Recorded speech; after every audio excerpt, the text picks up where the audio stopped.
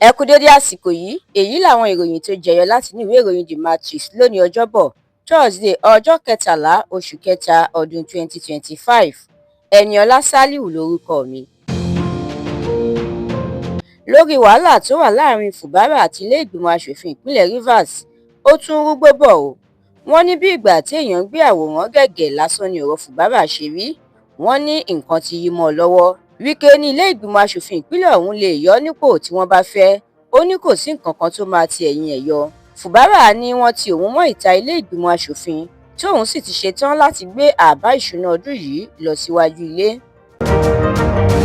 Lórí ọ̀rọ̀ Natasha àti Akpabio, ilé ìgbìmọ̀ asòfin àgbà ti dá ìgbìmọ̀ àjọ ìṣọ̀kan àgbáyé lóhùn. Wọ́n ní àwọn ní kó lọ rọ́ọ̀kùn nílé náà nítorí àṣemáṣe ni. Shaliboy ti dá sí ọ̀rọ̀ náà. Ó sọ kò bákùngbé ọ̀rọ̀ sí Akpabio.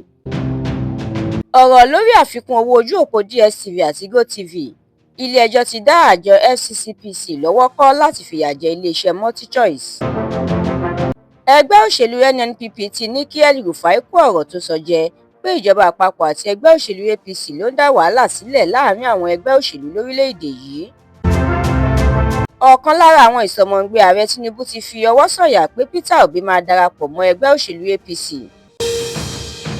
Ìgbìmọ̀ aṣiṣẹ́kiri ẹgbẹ́ òṣèlú PDP ṣe ìpàdé alágbára lẹ́yìn ẹjọ́ ilé-ẹjọ́ gíga jùlọ lórílẹ̀‐èdè yìí.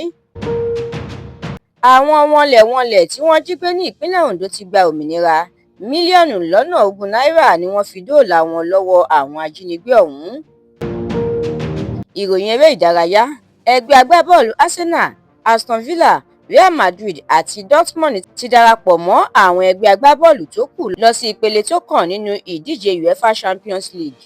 Ẹ̀kúnrẹ́rẹ́ àwọn ìròyìn yìí àtàwọn ìròyìn míì lẹ́ ò láǹfààní láti jẹ̀gbádùn tẹ́ bá darapọ̀ tẹ́ sì tẹ̀lé TheMatrix lórí Facebook, Instagram, TikTok, YouTube àti X.